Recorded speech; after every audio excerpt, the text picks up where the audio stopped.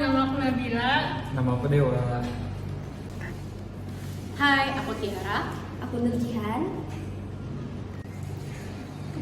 Hai, aku Sherly. Aku Kiki.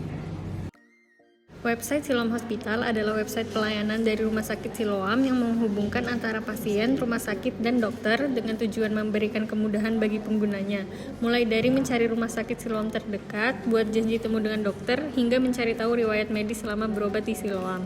Karena website ini berhubungan dengan pengguna, maka kami melakukan pengukuran usability terhadap platform kesehatan Siloam Hospital untuk menilai tingkat kemudahan dan banyaknya kesalahan dalam penggunaan suatu sistem atau website. Interaksi manusia dan komputer atau biasa yang disingkat dengan IMK. Interaksi manusia dan komputer ini merupakan studi tentang interaksi antara manusia dan komputer dengan berbagai tugas yang harus dikelola. Interaksi manusia dan komputer atau Human and Computer Interaction bertujuan memahami manusia sebagai sumber daya terpenting dalam membangun sistem dan juga harus diperhatikan karena nantinya manusialah yang akan menggunakan sistem yang dibangun. Kunci utama dari IMK ini adalah daya guna atau biasa yang disebut dengan usability. Berarti bahwa sistem harus mudah digunakan dan memberi keamanan kepada pengguna serta mudah dipelajari. Kemudian ada antarmuka atau user interface. Menurut Galitz 2002, antarmuka merupakan bagian dari komputer dan perangkat lunaknya yang dapat dilihat, didengar, disentuh, dan diajak bicara baik secara langsung maupun dengan proses pemahaman tertentu. Antarmuka yang baik adalah membuat pengguna berkonsentrasi pada informasi dan tugas yang dilaksanakan dan bukan berkonsentrasi pada mekanisme yang digunakan untuk menampilkan informasi dan melaksanakan tugas. Prinsip User Interface 1. User Compatibility. Antarmuka merupakan topeng dari sebuah sistem atau sebuah pintu gerbang masuk ke sistem dengan diwujudkan ke dalam sebuah aplikasi software. Oleh karena itu, sebuah software seolah-olah mengenal usernya, mengenal karakteristik usernya dari sifat sampai kebiasaan manusia secara umum. Yang kedua, Product Compatibility. Sebuah aplikasi antarmuka harus sesuai dengan sistem aslinya. Seringkali sebuah aplikasi menghasilkan hasil yang berbeda dengan sistem manual atau sistem yang ada. Contohnya, aplikasi sistem melalui antarmuka diharapkan menghasilkan report atau laporan, serta informasi yang detail dan akurat dibandingkan dengan sistem manual. Yang ketiga, Text Compatibility. Sebuah aplikasi antarmuka harus mampu membantu para user dalam menyelesaikan tugasnya. Semua pekerjaan serta tugas-tugas user harus diadopsi di dalam aplikasi tersebut melalui antarmuka. Yang keempat, Workflow Compatibility. Sebuah aplikasi sistem sudah pasti mengadopsi sistem manualnya dan di dalamnya tentunya terdapat urutan kerja dalam menyelesaikan pekerjaan. Dalam sebuah aplikasi, software engineer harus memikirkan berbagai rangkaian pekerjaan yang ada pada sebuah sistem. Yang kelima, konsistensi. Sebuah sistem harus sesuai dengan sistem nyata serta sesuai dengan produk yang dihasilkan. Banyak perusahaan dalam menjalankan sistemnya menggunakan aplikasi sistem yang berbeda di setiap divisi dalam perusahaan tersebut. Oleh karena itu, software engineer harus memperhatikan hal-hal yang bersifat konsisten pada saat merancang aplikasi khususnya antarmuka. 6. Familiarity. Familiarity adalah antarmuka sebisa mungkin didesain sesuai dengan antarmuka pada umumnya, dari segi tata letak, model, dan sebagainya. Hal ini dapat membantu user cepat berinteraksi dengan sistem melalui antarmuka yang familiar bagi user. 7. Simplicity. Kompleksitas suatu aplikasi akan menimbulkan frustasi pada user. Maka dari itu gunakan sistem default pada aplikasi yang dirancang. 8. Direct Manipulation. User berharap aplikasi yang dihadapinya mempunyai media atau tools yang dapat digunakan untuk melakukan perubahan pada antarmuka tersebut. 9. Control. Prinsip kontrol ini berkenaan dengan sifat user mempunyai tingkat konsentrasi yang berubah-ubah. Hal itu akan sangat mengganggu proses berjalannya sistem. 10. What you see is what you get. Apa yang didapat adalah apa yang dilihatnya. Informasi yang dicari diinginkan harus sesuai dengan usaha dari user pada saat mencari data dan juga harus sesuai dengan data apa yang ada pada aplikasi sistem. Flexibility merupakan bentuk dari solusi pada saat menyelesaikan masalah.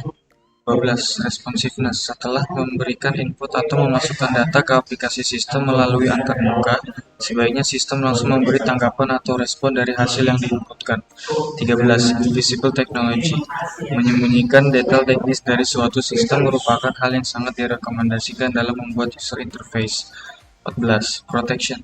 Suasana nyaman perlu diciptakan oleh software engineer di antarmuka yang dibangunnya. 15. Ease of learning and ease of use. Kemudahan dalam mengoperasikan software hanya dengan memandangi atau belajar beberapa jam saja. Usability. Usability berasal dari kata usable yang berarti dapat digunakan dengan baik.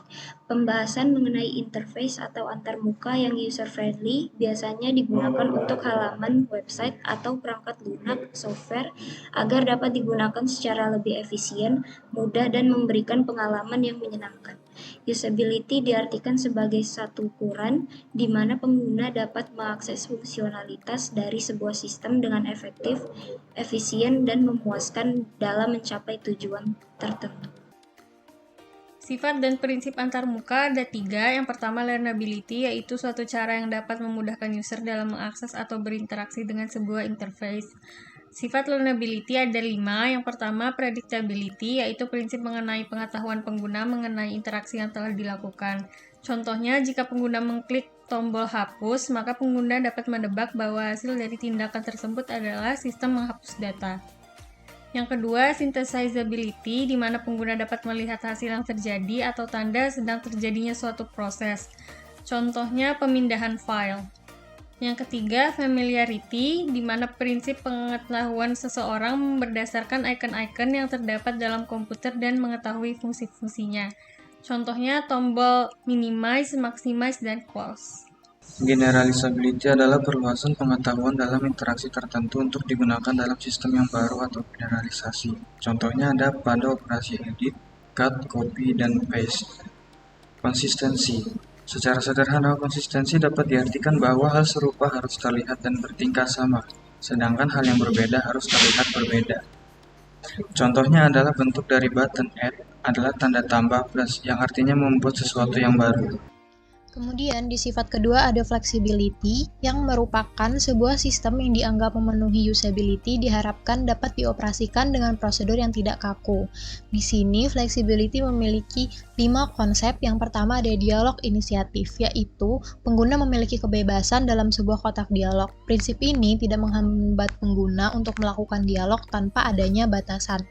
Contohnya adalah dalam kotak dialog penyimpanan dokumen terdapat tombol untuk meneruskan proses sekaligus membatalkannya. Yang kedua ada multithreading, yaitu pengguna dapat menjalankan aplikasi lain atau proses lain di saat sebuah proses lain sedang berjalan. Contohnya ketika kita menggunakan browser, user dapat add new tab atau new window lebih dari satu. Yang ketiga ada text migrability, yaitu kemampuan untuk melakukan migrasi, baik berupa data ataupun hasil proses dari satu aplikasi ke aplikasi lainnya. Di sini contohnya hasil sebuah proses yang dapat diedit di aplikasi word processor maupun saat spelling check pada Word aktif sembari user mengetik. Selanjutnya ada substitutivity. Substitutivity dapat memungkinkan nilai input dan output yang sama untuk didistribusikan satu sama lain. Di sini dapat dilihat bagaimana kemampuan user untuk dapat beradaptasi dengan sistem. Contohnya adalah ketika ada seorang pengguna ingin login ke akun Instagram menggunakan informasi akun lain dari Facebook, dan juga penyediaan shortcut.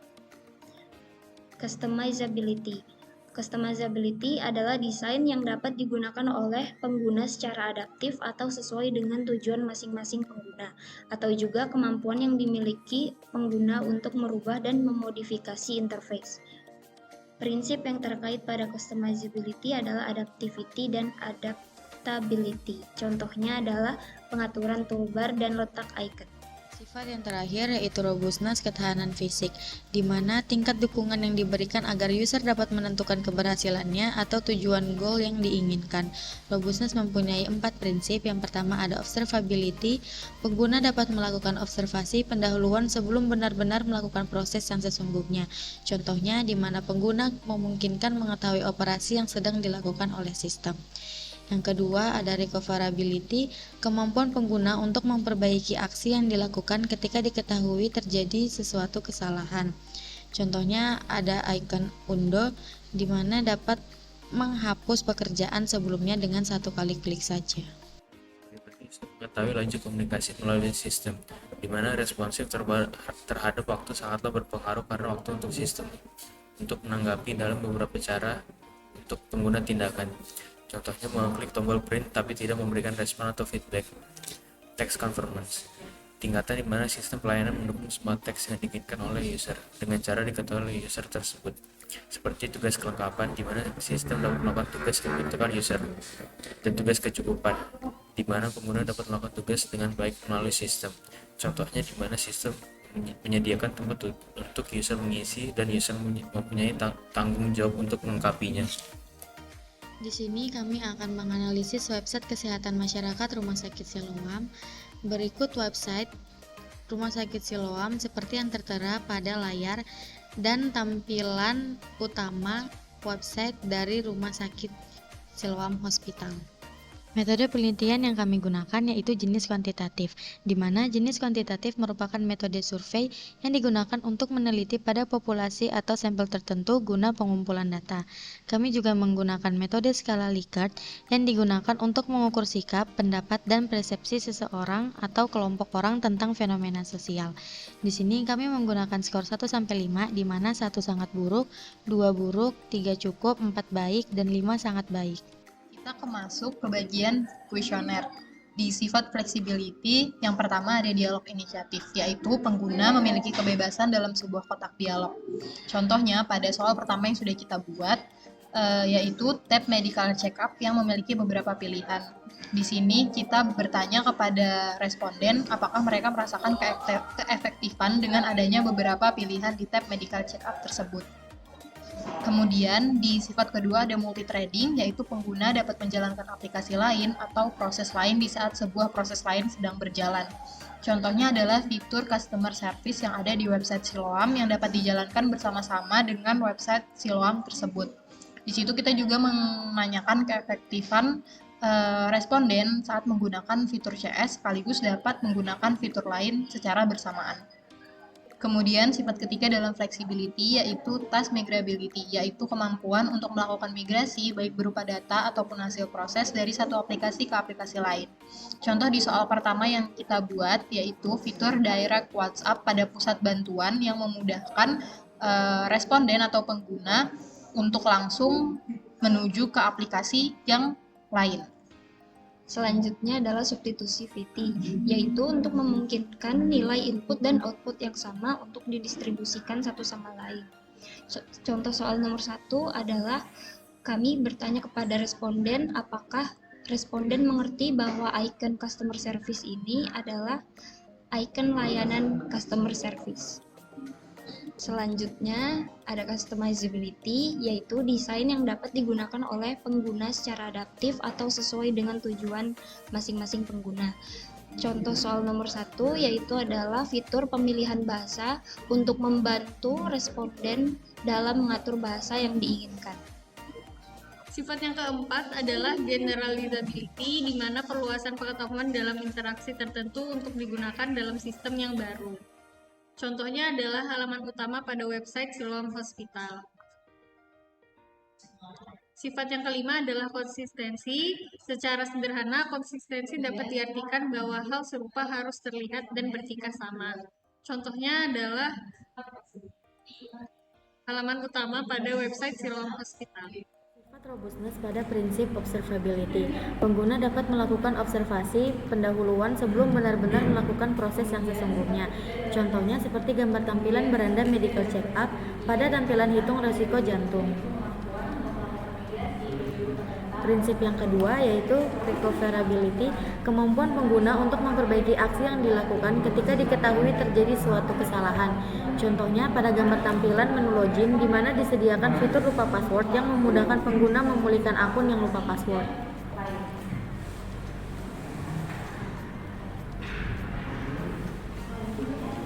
Yang ketiga ada responsiveness, bagaimana user mengetahui laju komunikasi melalui sistem. Contohnya adalah gambar tampilan pada beranda buat janji temu dokter di mana terdapat icon untuk melihat jadwal dokter dan seberapa responsifnya ketika diklik. Yang keempat adalah text conformance, tingkatan di mana sistem pelayanan mendukung semua teks yang diinginkan oleh user dengan cara yang diketahui oleh user tersebut. Contohnya gambar tampilan ketika sebagai pengguna baru dan baru membuat akun sistem akan menawarkan untuk menyimpan username dan password dalam Google yang memudahkan pengguna untuk login secara otomatis tanpa masuki user dan password kembali.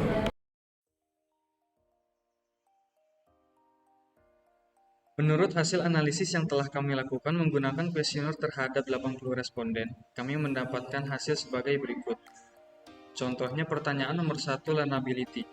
Pada skala jawaban sangat baik, ada total 38 responden, sehingga total responden yang memilih jawaban sangat baik dikali dengan nilai skala jawaban sangat baik yaitu 5 menghasilkan jawaban 190 dan dilakukan seterusnya pada skala jawaban yang lain. Kemudian, hasil dari setiap pertanyaan dijumlah dan dibagi dengan jumlah pertanyaan, sehingga menghasilkan rata-rata. Pada learnability, menghasilkan rata-rata nilai ideal senilai 326,8. Jika dilihat di rating scale, maka nilai 326,8 termasuk ke skala sangat baik dengan persentase 81,62%. Masuk ke pertanyaan yang kita tanyakan kepada 80 responden. Kita masuk ke perhitungan setiap pertanyaannya. Untuk di flexibility, kita memiliki skor ideal yang didapat dari angka skala dikali dengan jumlah responden. Di sini kita mendapat 400 dengan skala sangat baik, 320 baik, 240 cukup, 160 kurang, dan 80 sangat kurang. Kemudian ada rating scale yang nanti kita akan pakai untuk di rata-rata. Kemudian ada range table, yaitu skor ideal yang berbentuk range atau jarak. Masuk ke contoh pertanyaan yang sudah dihitung. Di sini lihat pertanyaan nomor 1. Seperti yang sudah ditampilkan di tampilan sebelah kanan, ada summary atau kesimpulan dari responden yang menjawab pertanyaan-pertanyaan yang sudah ditanyakan. Contoh di pertanyaan nomor 1 ini, jumlah responden yang menjawab sangat baik ada 27, kemudian baik ada 30, cukup ada 20, kurang ada 3, dan sangat kurang tidak ada yang menjawab sangat kurang. Kemudian dari skala yang sudah didapat, kita akan kalikan dengan angka skala atau nilai yang sudah kita miliki tadi. Dan akan menghasilkan sebuah hasil, lalu hasilnya ditotalkan atau dijumlahkan. Di soal nomor 1 menghasilkan hasil 321. Ini berlaku juga di soal-soal setelahnya sampai soal terakhir yang sudah dipertanyakan. Di soal nomor 2 di 322 dan pertanyaan seterusnya. Selanjutnya, nilai ideal didapatkan dari perhitungan sebelumnya. Kemudian, untuk mencari rata-rata, kita menjumlahkan nilai ideal dibagi dengan jumlah soal yang ditanyakan ke responden sehingga mendapatkan hasil 331,68 dan berada di rating scale sangat baik. Setelah didapatkan hasil dari setiap pertanyaan, kita akan convert setiap hasil ke bentuk persentase. Di sini dari hasil skor ideal tadi per pertanyaan dibagi dengan 400 atau jumlah maksimum skor ideal dikali dengan 100% untuk mengkonvert dari skor ideal ke persentase. Sehingga didapatkan yang contohnya di pertanyaan nomor 1 dengan 80 responden yaitu 321 dibagi 400 dikali 100% akan mendapatkan hasil 80,25%. Ini berlaku juga untuk soal ke-25 soal yang sudah ditanyakan ke responden tadi. Selanjutnya, perhitungan rata-rata keseluruhan untuk sifat flexibility, yaitu adalah rata-rata nilai ideal adalah 331,68 dan rata-rata presentasenya 82,92%. Selanjutnya masuk ke dalam perhitungan skor ideal sifat robustness. Jumlah responden semua pertanyaan robustness yaitu 80 orang. Maka ditemukannya skor ideal tiap skala jawaban yaitu sangat baik 400, baik 320, cukup 240, kurang 160, sangat kurang 80. Selanjutnya menghitung rating scale yang didapat dari skor ideal, jadi rating scale-nya menjadi sangat kurang baik 0 sampai 80, kurang baik 81 sampai 160, cukup 161 sampai 240, baik 241 sampai 320, sangat baik 321 sampai 400. Selanjutnya menghitung range table. Dihitung setiap pertanyaan robustness. Contohnya pada pertanyaan nomor 1, skala jawaban sangat baik ditemukan 26 responden dikali 5 dari nilai skala ideal dan ditemukan hasil 130. Begitupun dengan skala jawaban lainnya. Selanjutnya hasilnya dijumlahkan dan mendapatkan hasil 314. Begitu pun dengan pertanyaan yang lainnya. Selanjutnya, menghitung rata-rata. Ditemukan dari tabel 3 dimensi, di mana semua ideal dibagi dengan jumlah pertanyaan, dan ditemukan hasil 327, di mana rating skala keseluruhannya berada pada skala jawaban sangat baik. Selanjutnya, menghitung presentase pada sifat robustness. Pada pertanyaan nomor 1 terdapat 80 responden, 314 skor pertanyaan dibagi dengan 400 didapat dari skor ideal dikali 100%, maka ditemukannya 78,5%. Dan terakhir, perhitungan rata-rata keseluruhan. Robustness mendapatkan rata-rata nilai ideal 327,7 dengan rating scale sangat baik dan rata-rata presentase 81,92%. Hasil analisis kami menyimpulkan bahwa platform Rumah Sakit Siloam Hospital mendapat rating sangat baik di setiap prinsip, baik learnability, flexibility, dan robustness.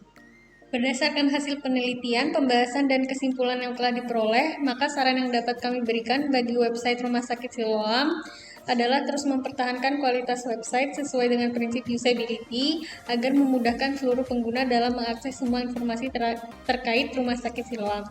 Sekian dari kami. Wassalamualaikum warahmatullahi wabarakatuh.